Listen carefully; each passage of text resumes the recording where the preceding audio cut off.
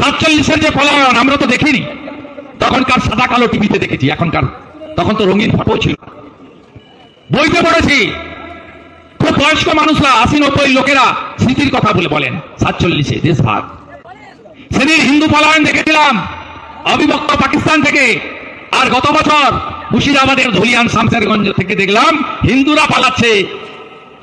ধুলিয়ান শামশেরগঞ্জ থেকে দেশি নৌকো করে জীবন হাতে নিয়ে একটা কাপড়ে মালদার বৈষ্ণবনগরে স্কুলে গিয়ে উঠছে হিন্দু এলাকায় প্রাণ বাঁচানোর জন্য। এর কৃতিত্বকার মমতা ব্যানার্জির। হরগোবিন্দ দাস, চন্দন দাস কোথায় গেলেন? লাল ঝান্ডা কারে ফুকার, ইনকলাব জিন্দাবাদ। জায়গার নামটা হচ্ছে লেলিন নগর, যেখানে আমি বক্তব্য রাখছি। কমরেডরা এখনো 2-4 জন আছেন, শুধু তো হিন্দু ভোটই কাটছেন। দেবদূত ঘোষকে 2.5 লাখ ভোট না দিলে বিজেপি এখানে হারতো না। মুসলমান ভোট হাত দিতে পারেন না, হিন্দু ভোটে ভাগ বসান আর মিছিল করেন। আপনাদের কটা মিছিল হয়েছে? বামফ্রন্টকে ভোট দেওয়া হরগোবিন্দ দাস, চন্দন দাস যখন খুন হয়ে গেল, ইনসাফ যাত্রা হলো? হয়নি, কারণ তারা হিন্দু ছিল। 34 বছরে ভেঙে দাও, গুড়িয়ে দাও, চলছে না, চলবে না। গাড়ির চাকা ঘুরছে না, ঘুরবে না। কলকারখানা চলছে না, চলবে না। হরতাল, হরতাল, 24 ঘন্টা হরতাল। দেখতে দেখতে যখন বাঙালি ক্লান্ত হলো, মেধা চলে গেল বাইরে, 1 কোটি বেকার হলো, 1,98 কোটি টাকা ঋণের বোঝা হলো।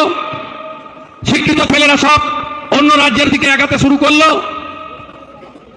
এখানে মনিলাল ভৌমিকের মতো অধ্যাপকরা ইউরোপে পাড়ি দিল। তারপরে এলেন মমতা ব্যানার্জি, আনার জন্য আমরা লড়েছি। কারণ সেই সময়ের ডাক ছিল সিপিএম যাক, কারণ সিপিএমটা সিপিএম এর হাতে ছিল না। সিপিএমটা চলে গেছিল গুন্ডাদের হাতে, লগন্দর সিং এর হাতে, মজিদ মাস্টারের হাতে, লক্ষণ শেঠের হাতে, সুশান্ত ঘোষের হাতে, বর্ধমানের আইনুলের হাতে, শাহজাহানের নেতা শেখ জামালের হাতে সিপিএমটা চলে গেছিল। তাই সময়ের ডাক, সিপিএম যাক, সবাই জোট বাঁধলেন। মুখ্যমন্ত্রী মমতা ব্যানার্জি বিরোধী দলনেত্রী বললেন বদল চাই, বদলা নয়। বললেন আমি এলে দিয়ে আপনার অধিকার, চাকরি আপনার অধিকার, শিক্ষা আপনার অধিকার, আমাকে এনে দেখুন 6 মাসের মধ্যে শিল্প কিভাবে আনতে হয় আমি দেখিয়ে দেব। মানুষ বিশ্বাস করলো। একদিকে নন্দীগ্রামের গণহত্যা, অন্যদিকে সুচপুর নানুরের গণহত্যা, অন্যদিকে ছোট আনারিয়ার গণহত্যা। অটল বিহারী বাজপেয়ীজি, ভারতরত্ন তার আশীর্বাদ। এই বাংলাতে মানুষ অনেক কিছু আশা করেছিলেন। আমরা সেদিন যারা তরুণ ছিলাম, আমরাও জীবন বাজি রেখে সিপিআইএম এর বিরুদ্ধে লড়াই করেছি। 72টা মামলা খেয়েছি, গাড়ি ভেঙেছে, আক্রান্ত হয়েছে, মাঠ ছেড়ে পালাইনি। নন্দীগ্রামের আন্দোলন, ঐতিহাসিক আন্দোলন, কৃষক বিদ্রোহ, চটি পরা চপ্পল পরা পুলিশকে দিয়ে গুলি চালানো, 14ই মার্চ 2007 লাইন দিয়ে 14 জনের হত্যা, মা বোনদের ইজ্জত ধর্ষণ, লুট করে ধর্ষণ, তার ভূমিকায় সেদিন লালকৃষ্ণ আদবানি। 16ই মার্চ লোকসভার বিরোধী দলনেতা লালকৃষ্ণ আদবানি অবরুদ্ধ নন্দীগ্রামে ঢুকলেন। আমি তার সাক্ষী। আমি এলাকায় আন্দোলনকে সংগঠিত করেছিলাম। আদবানিজি ঢুকলেন, সঙ্গে সুষমা স্বরাজ, সঙ্গে রাজনাথ সিং, সঙ্গে সুরিন্দর সিং আলুওয়ালিয়া, সঙ্গে তথাগত রায়, সঙ্গে রাহুল সিনহা। 62 দিন পার্লামেন্ট বন্ধ ছিল। আদবানিজি বন্ধ করে রেখেছিলেন। অনেক ত্যাগের বিনিময়ে পরিবর্তন এসেছিল, অনেক আশা নিয়ে আমরা পরিবর্তন করেছিলাম। কিন্তু 21শে জুলাই 2011 মাননীয়া তিনি তথাকথিত বাৎসরিক ডিম ভাতের সমাবেশে তিনি তার ভাইপোকে নিয়ে এলেন দিল্লি থেকে। যে মুখ্যমন্ত্রী বলতেন আমার পরিবার নেই, সেদিন মাইক্রোফোনটা আমার হাত থেকে কাড়িয়ে নিয়ে ওনার হাতে দিয়ে দেওয়া হলো। ঘোষণা করে দিলেন ভোটের আগে যা যা বলেছিলাম সব ছিল আমার মুখোশ, আমার এখন নতুন মুখ প্রকাশ পেল, আসল মুখ। এই বাংলাকে ধ্বংস করতে করতে 15 বছরে খাদের কিনারায় পৌঁছে দিয়েছেন এই মুখ্যমন্ত্রী। এই মুখ্যমন্ত্রীর আমলে প্রথম কাজ বিশ্ববন্দিত শিল্পপতি, ট্রু রাষ্ট্রবাদী, দেশের সম্পদ রতন টাটাকে তাড়ালো, সিঙ্গুরের তৈরি হওয়া কারখানাকে ডিনামাইট দিয়ে উড়িয়ে দিল এবং সেদিনই পশ্চিমবাংলায় শিল্পের কফিনে শেষ করে একটা পুতলেন মমতা বন্দ্যোপাধ্যায়। রতন টাটা বললেন মাথায় ট্রিগার রেখে আমাকে রাজ্য ছাড়তে হলো। আমি খারাপ এমকে ছাড়লাম, ভালো এমের কাছে চলে গেলাম। গুজরাটের মুখ্যমন্ত্রী ছিলেন নরেন্দ্র দামোদর দাস মোদী, কারখানাটা নিয়ে চলে গেলেন সানন্দে। আজ পর্যন্ত ৬,৮৮৮টা শিল্প বন্ধ হয়েছে, ল্যান্ড পলিসি নেই, ডাবর চলে গেছে মধ্যপ্রদেশে। আইওসির এই নতুন পেট্রোকেমিক্যাল পারাদ্বীপে আপনাদের এই শিল্পাঞ্চল যা বিধানচন্দ্র রায়ের হাত ধরে ফুলে ভেবে উঠেছিল, জুট ইন্ডাস্ট্রি খতম হয়ে গেল, শেষ হয়ে গেল। বিহার থেকে, ঝাড়খণ্ড থেকে, ইউপি থেকে কাজের জন্য মানুষ আসতো, এখন পশ্চিমবাংলার মানুষ বিহারে নীতিশ কুমারের কাছে যাচ্ছে, উত্তরপ্রদেশে যোগীজির কাছে যাচ্ছে, রাজস্থানে ভজনলাল শর্মার কাছে যাচ্ছে, উড়িষ্যায় মোহন মাঝির কাছে যাচ্ছে, দিল্লিতে রেখা গুপ্ত দিদির কাছে যাচ্ছে। কারণ মমতা ব্যানার্জি শিল্পকে শেষ করে দিয়েছেন, মমতা বন্দ্যোপাধ্যায় কৃষকদের শেষ করে দিয়েছেন। হাহাকার চারদিকে, উৎপাদিত ফসলের দাম নেই, সহায়ক মূল্য পান না, আর বালু শুধু চাল খাচ্ছে, আর ধান খাচ্ছে, আর আটা খাচ্ছে। 10,000 কোটি টাকা চুরি হয়েছে রেশন কেলেঙ্কারি। বাকিবুর রহমান আর শাহজাহান মিলে সন্দেশখালী হিঙ্গলগঞ্জ দিয়ে বাংলাদেশের সাতক্ষীরাতে ফুড কর্পোরেশন অফ ইন্ডিয়ার যত চাল আর গম ভারত সরকার পাঠাচ্ছে, সেখানে পাচার করে দিচ্ছে। আর আপনাদের পোকা পোকা গমে তাকে পিষে আটা বানিয়ে প্যাকেটে ঢুকাটে খাচ্ছে, কেউ খায় না, গবাদি পশুও মুখ দেয় না। এই চোরেদের হচ্ছে এই কাজ। পশ্চিমবঙ্গের যে কোনো একটা দপ্তর নিয়ে যদি আলোচনা করেন, দেখবেন আমরা নাইরাজ্যে পরিণত হয়েছি। শিক্ষা ব্যবস্থা কোথায়? একটু যার অর্থ আছে কেন্দ্রীয় বোর্ডের, সেন্ট্রাল বোর্ডের স্কুলে ছেলে মেয়েদের দিয়ে দিচ্ছে। পশ্চিমবাংলায় গত 1 বছরে 8,200 স্কুল বন্ধ হয়েছে। 15 বছর বলছি না, 15 বছরে তো 19,000। 1 বছরে যান 1 টিচার 2 টিচার, স্কুলে শিক্ষক নেই, কারণ পশ্চিমবাংলায় নিয়োগ হয় না। শেষ এসএসসির পরীক্ষা হয়েছিল 2015-তে, নোটিফিকেশন। পিএসসিতে নোটিফিকেশন 17-তে। 10 বছর কোনো নিয়োগ নেই। মুখ্যমন্ত্রী দুটো পলিসি, একটা হলো তোষণ করো, তোষণ করো। আপনি বলেছেন গীতা পড়ার জন্য ব্রিগেডে কেন? আপনি রেড রোডে নামাজে যান কেন? আপনি তো ঘরে বসে নামাজ পড়তে পারেন। এই মুখ্যমন্ত্রী পশ্চিমবঙ্গে তোষণের রাজনীতি আর ভাতার রাজনীতি, লুটের রাজনীতি করে। এই মুখ্যমন্ত্রী দেশের সরকারকে, সংবিধানকে চ্যালেঞ্জ করে। এই মুখ্যমন্ত্রী সংবিধানের 4টে স্তম্ভকে ভেঙে ঘুরিয়ে দিয়েছে। ল মেকাররা আক্রান্ত হয় বিধানসভায়। বিরোধী দলনেতাকে 5 বার 11.5 মাস বিধানসভার বাইরে বের করে দেওয়া হয়, সাসপেন্ড করা হয়, কথা বলতে দেওয়া হয় না, ডিবেটে অংশগ্রহণ করতে দেওয়া হয় না। 15 বছরে পুলিশ দপ্তরের বাজেট আলোচনা একবার হয়েছিল, 14 বছর পুলিশ দপ্তরের আলোচনা হয়নি। 15 বছরে একদিনও মুখ্যমন্ত্রী প্রশ্ন উত্তরে বিধানসভায় থাকেন না। তাই ল মেকাররা আজকে হতাশ, তাদের ভূমিকা পালন নেই। ব্যুরোক্রেসি, যার মেরুদণ্ড সোজা আছে তাকে কল্যাণীতে ট্রেনিং সেন্টারে পাঠাবে, নয় কম্পালসারি ওয়েটিংয়ে রাখবে, নইলে এনওসি দিয়ে রাজ্য থেকে তাড়াবে। সঞ্জয় মিত্র, সুব্রত গুপ্তর মতো অফিসারদের রাজ্য ছাড়া করেছে এই মুখ্যমন্ত্রী। এই মুখ্যমন্ত্রী ব্যুরোক্রেসিকে শেষ করে দিয়েছেন। 15, 16, 17, 18-তে পিএসসিতে যে ভিডিওগুলো হয়েছে, এর একটা বড় অংশ ভুয়া ওবিসি সার্টিফিকেট দিয়ে হয়েছে, নইলে ফাঁকা খাতা জমা দিয়ে হয়েছে। তাই এরা এই এসআইআরে যত রকম বাধা সৃষ্টি করছে। আর হচ্ছে জুডিশিয়ারি, জুডিশিয়ারিকে আক্রমণ। অভিজিৎ গাঙ্গুলিকে বলা হয়েছিল যখন তিনি জাস্টিস ছিলেন, দম আছে অভিজিৎ গাঙ্গুলি, কোর্টে বসে আপনি কলম চালাচ্ছেন, আসুন ময়দানে দেখা হবে। অভিজিৎ বাবু চ্যালেঞ্জ গ্রহণ করলেন, আমাকে ফোন করে বললেন আমি আজকে রিজাইন দিয়ে দিয়েছি, আমি দেখা করতে চাই অমিত শাহজির সঙ্গে। রিজাইন দেওয়ার পরে অমিত শাহজির সঙ্গে দেখা করলেন, যোগ দিলেন ভারতীয় জনতা পার্টিতে। তৃণমূলের থোতামুখকে ভোতা করলেন, 80,000 ভোটে তমলুক থেকে জিতলেন। বললেন আমি তোমাদের চ্যালেঞ্জ নিলাম, তোমাদের হারালাম। রাজাশেখর মান্তা মহোদয় জাস্টিস, তার বাড়িতে পোস্টার ফেলা, জাস্টিস অমৃতা সিনহার হাজবেন্ডকে কলকাতা পুলিশকে দিয়ে হ্যারাস করা, জাস্টিস বিশ্বজিৎ বসু, জাস্টিস কৌশিক চন্দ্রের এজলাসে তালা লাগানো, এমন কোন কাজ নেই জুডিশিয়ারিতে এই মুখ্যমন্ত্রী আর বাহিনী করেননি। চতুর্থ থাকলো মিডিয়া। মিডিয়া, সন্ময়দা, শফিকুল ভাই, কত নাম বলবো, ইউটিউবার কোটাল, সত্যি কথা বললে মিথ্যা মামলায় তুলে নিয়ে যাচ্ছে। পানিহাটি থেকে সন্ময় রায়কে তুলে নিয়ে গিয়ে পুরুলিয়ায় মামলা দিচ্ছে। এবিপি আনন্দ থেকে, রিপাবলিক থেকে এমন কোন ইলেকট্রনিক্স চ্যানেল নেই যার সাংবাদিকরা তার এডিটররা গোছা গোছা মামলা খাননি। এমনকি ন্যাশনাল চ্যানেলের লোকেদেরকে মিথ্যা মামলা দিয়ে যখন তখন ডেকে এনে তাদের বিরুদ্ধে ব্যবস্থা নেওয়া হয়। এই মুখ্যমন্ত্রীকে প্রাক্তন করতে হবে। আমি তো নন্দীগ্রামে গেছিল আমাকে হারিয়ে বাড়ি পাঠিয়ে দিয়েছি। আপনাদের কথা দিয়ে গেলাম, যদি মেটিয়া বুরুজ বা বন্দরে না পালায় ভবানীপুরেও হারাবো। আপনাদেরকে চোট মানতে হবে, ভারতীয় জনতা পার্টিকে আনতে হবে। কেন আনতে হবে?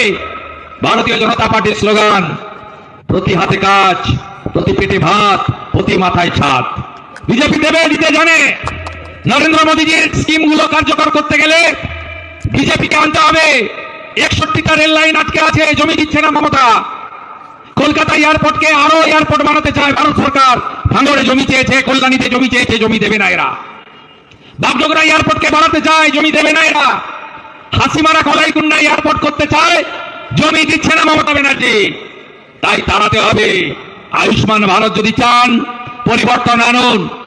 আপনি যখন ভেলোরে সিএমসিতে যান, বলে ও যে স্বাস্থ্য সাথী, ও তো কেউ চেনে না। যাও ভাই, আয়ুষ্মান নেই, তোমার ফ্রি চিকিৎসাও নেই। আপনি যখন টাটা সেন্টার যান মুম্বাইতে, আপনার আয়ুষ্মান ভারত নেই, আপনি ফ্রি চিকিৎসা পাচ্ছেন না। বেবিসেটির ব্যাঙ্গালোর, ডক্টর রেড্ডির হায়দ্রাবাদ, চণ্ডীগড়ের হসপিটাল, যে কোনো এইমস, আয়ুষ্মান ভারত নেই, আপনি সুযোগ পাচ্ছেন না। এমনকি কল্যাণী এইমসেও পাচ্ছেন না। দাঁড়াবেন না? 5 লাখ টাকা পর্যন্ত ফ্রি চিকিৎসা নরেন্দ্র মোদী দিয়েছেন। 12 কোটি পরিবার, 60 কোটি কার্ড, ইতিমধ্যে 5 কোটি লোক 5 লাখ অব্দি ফ্রি চিকিৎসা পেয়ে গেছে দেশে। আপনি চান না? আর এর সঙ্গে তো বিজেপি সরকার থাকলে বোনাস আছে। রেখা গুপ্তা দিদি 5 লাখে নয় 10 লাখ অব্দি ফ্রি করে দিয়েছেন আয়ুষ্মানে। ভজনলাল শর্মা রাজস্থান, তিনি তো আরো উপরে 25 লাখ অব্দি ফ্রি। বিজেপি সরকার বেটি পড়াও বেটি বাঁচাও, বিশ্বকর্মা যোজনা হাতের কাজ যারা জানেন, আমার কামার, কুমোর, স্বর্ণকার, মালাকার, তাঁতি, তন্তুবাই, নাপিত, ধুবি, মূলত শিডিউল কাস্ট এবং ওবিসি যারা হাতের কাজ জানেন, আর্টিজান, হস্তশিল্পী, তাদের বিশ্বকর্মা যোজনা 8 লক্ষ দরখাস্ত পড়ে আছে। মমতা ব্যানার্জি ডিএমদের বলেছেন পাঠাবেন না। ওদিকে আলিপুরদুয়ারে বলছে যেদিন পাঠাবে পরের দিন দিয়ে দেবো। একমাত্র রাজ্য করতে দিচ্ছে না। 11 কোটি লোক উজালা 1, উজালা 2 মা বোন দিদি গ্যাস পেয়েছে 400 টাকা কম। এমনি যে গ্যাস, ডোমেস্টিক গ্যাস, তার দাম 900 টাকা। আর উজালার বোনেরা দিদিরা পান 500 টাকাতে, 400 টাকা কম। উজালা 1 এবং 2 মমতা ব্যানার্জি বুঝতে পারেনি, আপনারা পেয়ে গেছেন। 11 কোটির মধ্যে বাংলায় কত? 1 কোটি 29 লক্ষ। কিন্তু উজালা 3 গোটা দেশে 1 কোটি আরো পেয়েছে। বাংলার জন্য 25 লক্ষ রেখেছেন মোদীজি। নাম পাঠাতে দেবে না। গ্রাহক বিতরণ কেন্দ্রে নাম পড়ে আছে, ডিএমদের মুখে বলে দিয়েছে একটা নামও দেবে না। আরো 25 লক্ষ মা বোন দিদি পেতেন, করতে দেবে না।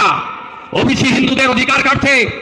তিলি তেলি, কামার, কুমোর, যাদব, ঘোষ, গোপ, কুর্মী, কুম্ভকার, আপনাদের অধিকার মাহিষ্য, আপনাদের অধিকার কেড়ে নিয়ে অবৈধভাবে 74টা মুসলিম সম্প্রদায়কে ওবিসিতে ইনক্লুড করে হিন্দু ওবিসিদের অধিকার কেড়ে নিয়েছে মমতা বন্দ্যোপাধ্যায় সরকার। তাড়াবেন না? তাড়াতে আপনাদের হবে। মুখ্যমন্ত্রী বলেন ধর্ম যার যার, উৎসব সবার। আর বিরোধী দলনেতা বলেন ধর্ম যার যার, রক্ষা করার দায়িত্ব তার তার। ধর্ম যার যার, রক্ষা করার দায়িত্ব তার তার। কেন বলছি বলুন তো? কেমন আছে আমাদের পশ্চিম বাংলার হিন্দুরা, হিন্দু দেবদেবীরা? স্বাধীনতার পরে 47-এর যে পলায়ন আমরা তো দেখিনি। তখনকার সাদা কালো টিভিতে দেখেছি, এখনকার, তখন তো রঙিন ফটো ছিল। বইতে পড়েছি। খুব বয়স্ক মানুষরা, 80-90 লোকেরা স্মৃতির কথা বলে বলেন 47-এ দেশভাগ। সেদিন হিন্দু পলায়ন দেখেছিলাম অবিভক্ত পাকিস্তান থেকে। আর গত বছর মুর্শিদাবাদের ধুলিয়ান শামশেরগঞ্জ থেকে দেখলাম হিন্দুরা পালাচ্ছে। ধুলিয়ান শামশেরগঞ্জ থেকে দেশি নৌকো করে জীবন হাতে নিয়ে একটা কাপড়ে মালদার বৈষ্ণবনগরে স্কুলে গিয়ে উঠছে হিন্দু এলাকায় প্রাণ বাঁচানোর জন্য। এর কৃতিত্বকার মমতা ব্যানার্জির। হরগোবিন্দ দাস, চন্দন দাস কোথায় গেলেন? লাল ঝান্ডা কারে ফুকার, ইনকলাব জিন্দাবাদ। জায়গার নামটা হচ্ছে লেলিন নগর, যেখানে আমি বক্তব্য রাখছি। কমরেডরা এখনো 2-4 জন আছেন, শুধু তো হিন্দু ভোটই কাটছেন। দেবদূত ঘোষকে 2.5 লাখ ভোট না দিলে বিজেপি এখানে হারতো না। মুসলমান ভোট হাত দিতে পারেন না, হিন্দু ভোটে ভাগ বসান আর মিছিল করেন। আপনাদের কটা মিছিল হয়েছে? বামফ্রন্টকে ভোট দেওয়া হরগোবিন্দ দাস, চন্দন দাস যখন খুন হয়ে গেল, ইনসাফ যাত্রা হলো? হয়নি, কারণ তারা হিন্দু ছিল। মোহাম্মদ সেলিম সাহেব, মীনাক্ষীরা বোনেরা গেছিলেন, দেখা করে এসেছেন। তার মাঝে মমতা ব্যানার্জি এসপি পাঠালেন 10 লাখের চেক দিয়ে। হরগোবিন্দ দাসের, চন্দন দাসের ফ্যামিলি বলল, মহিলারাই আসে নেব না তোমার টাকা। মমতাকে পৌঁছালেন। বিজেপি দিল 10 লক্ষ 1,000 টাকা। 2টো চেক নিয়ে আমি গেলাম। আগে কথা বললাম, সমাজটা জানালাম, পরে বললাম ভারতীয় জনতা পার্টি চেক দিয়েছে, আপনি কি এটা নেবেন? আমাকে সিপিএম বলে খুন করেনি, আমার বাড়ির লোকে হিন্দু বলে খুন করেছে। আমি মিছিল করছিলাম, প্লাকার্ডে লেখা আছে জাতপাতের কর বিদায়, হিন্দু হিন্দু ভাই ভাই। কয়েকদিন আগে বাগেশ্বর খান বলছিলেন জাতপাত কি করো বিদায়, হিন্দু হিন্দু ভাই ভাই।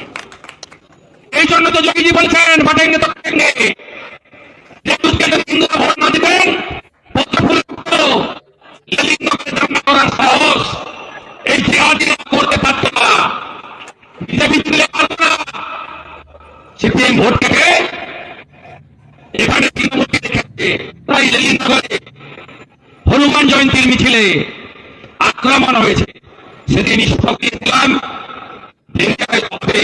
লেলিনগরে যাব আর জয় শ্রীরাম ধ্বনি দেব, জয় বজরং বলির ধ্বনি দেব, জয় হরিবল বলবো, জয় মাতা কালীর ধ্বনি দেব, হর হর মহাদেব বলবো, সনাতন ধর্ম কি জয় বলবো, হিন্দু হিন্দু ভাই ভাই বলবো। সে কাজ আজকে আমার সফল হচ্ছে। স্যালুট জানাই আপনাদের। একতা ঐক্যবদ্ধতাই পারবে এই লড়াইতে পশ্চিমবঙ্গে একটি রাষ্ট্রবাদী সরকার প্রতিষ্ঠা করতে। দেখবেন না, পদ্মফুল চিনে রাখবেন। নেতা একজন, তার নাম নরেন্দ্র দামোদর দাস মোদী। উপরে মোদীজি, নিচে পদ্ম, মাঝে কেউ নেই। এই লড়াই বাঁচার লড়াই। 51 সেন্সাসে হিন্দু ছিল বাংলায় 85, 11 জনগণনায় হিন্দু হয়েছে 72, 27 জনগণনা শুরু, 31 ফল। আমার কথা রেকর্ড করে রাখুন, আমরা 65 নিচে নেমে যাব। হুমায়ুন কবির বলছে আমরা 37%, আসাদুদ্দিন ওয়াসির লোকেরা বলছে আমরা 40%, হুমায়ুন কবির বলছে 90টা মুসলমান এমএলএ পাঠাবো। বাবরকে কি করতে এসেছিল ভারতে? বাবর ভারতীয় নয়, যত খুশি মন্দির মসজিদ গির্জা করুন তারা বানান, কারোর কোনো আপত্তি নেই। বাবরের নামে কেন? বাবর ছিলেন লুটেরা, বাবর ছিলেন বলাৎকারী, বাবর ছিলেন ধর্ষক, বাবর এসে মন্দির ভেঙেছেন, হিন্দু মা বোনের ইজ্জত লুটেছেন, হিন্দুদের ধর্ম পরিবর্তন করিয়েছেন। বাবরের নাম লিখতে দেব না। আপনাদের ঠিক করতে হবে, মমতা ব্যানার্জির জোর নেই। যদি দম থাকতো তাহলে বিনা অনুমতিতে কয়েক লক্ষ লোক জড়ো করে বাবরের নামে শিলান্যাস হতো না। তাই মমতা যদি মুখ্যমন্ত্রী থাকে, হুমায়ুনরা যদি 90 জন এমএলএ নিয়ে আসে, বাবরের নাম তো লেখা হয়েছে, লেনিনের নামও মোছা হবে, এখানেও ঔরঙ্গজেবের নাম লিখে দিয়ে যাবে। আর বিজেপিকে যদি আনেন, মন্দির মসজিদ গির্জা গুরুদ্বারায় কোনো বাধা নেই, বাবরের নাম তো লিখতে দেব না। সঙ্গে গোটা পশ্চিমবাংলায় ঔরঙ্গজেব, শাহজাহান, হুমায়ুন কারোর নাম রাখতে দেব না। ঠিক করতে হবে আপনাদের। আপনারা নোয়াপাড়াতে, জগদ্দলে, ভাটপাড়াতে, নৈহাটিতে, ব্যারাকপুরে, আমডাঙ্গাতে, বীজপুরে কাকে রাখবেন আপনাদের ঠিক করতে হবে। বাবরের নাম রাখবেন না বাবরের নাম মুছবেন, আপনারা ঠিক করুন। আর অর্জুন সিং বলছিলেন তৃণমূল চোর। কালকে যা করেছে লজ্জা রাখার জায়গা নেই। কি করতে চেয়েছিলেন মমতা? তার ডিগি তবলা সুজিত অরূপ, স্বতন্ত্র ইনস্ট্রুমেন্ট। সারদার main beneficiary Mamata Banerjee, instrument Sudipta Sen. Sandip Ghosh, Vineet Goyal, অভয়ের মূল হত্যাকারী, ইনস্ট্রুমেন্ট সঞ্জয়। কালকের ঘটনায় মূল মমতা ব্যানার্জি তার দুই দিকে তবলা, সুজিত বোস, অরূপ বিশ্বাস। কি ছিল পরিকল্পনা? আপনারা 5,000, 10,000, 15,000 যুবকরা আবেগ দিয়ে টিকিট কিনেছেন। আমার পাশে প্রেস কনফারেন্সে সঞ্জয় হালদার ছিল, জুগুড়িয়া মিস্ত্রির কাজ করে, মানে মিস্ত্রির সঙ্গে, রাজমিস্ত্রির সঙ্গে লেবার বলে না, সে বেচারি 5,000 টাকা টিকিট কেটেছে, তার আঙুল ভেঙে দিয়েছে মমতা পুলিশ। কি ছিল পরিকল্পনা? মেসি থাকবেন, মমতা ব্যানার্জি পাশে দাঁড়াবেন, আর মেসিকে দিয়ে বলবেন খেলা হবে। আরে উপরে ভগবান, এত পাপ, এত অন্যায়, অভয়ার আত্মা, আপনার উপায় নেই। উড়িয়া ভাষায় বলি, প্রভু জগন্নাথ চখা কি সবু দেখেছি। উপরে একজন আছেন, তারই খেলা। এমন খেলা কাল হলো, 15 বছরের মুখ্যমন্ত্রী বাংলার পিসি গাড়ি ঘুরিয়ে মার দৌড়, চাচা আপন প্রাণ বাঁচা, গাড়ি ঘুরিয়ে পালিয়েছে। 15 বছরে প্রথম। চোরেদের ছাড়বেন আপনি? আনুন বিজেপিকে। হায়দ্রাবাদ যদি পারে, দেবেন্দ্র ফডনবিস যদি পারে, রেখা গুপ্তা দিল্লি যদি পারে, আগামী দিনে বিজেপি আসবে। আমরা মেসিকে নিয়ে আসবো, কি করে খেলা করতে হয় হায়দ্রাবাদ, মুম্বাই, দিল্লির মতো আমরাই দেখাবো। যদি চন্দ্রবাবু নাইডু পারে, যদি দেবেন্দ্র ফডনবিস পারে, রেখা গুপ্তা পারে, আগামী দিনে ভারতীয় জনতা পার্টির মুখ্যমন্ত্রীও পারবে, নরেন্দ্র মোদীর আশীর্বাদ ধন্য সরকারও পারবে। ভিডিওটি ভালো লাগলে অবশ্যই একটি লাইক করে আমাদের এই ছোট্ট চ্যানেলটির পাশে থাকুন এবং সাবস্ক্রাইব করুন আমাদের চ্যানেল নিউজ 16 বাংলা। জয় হিন্দ, বন্দে মাতরম।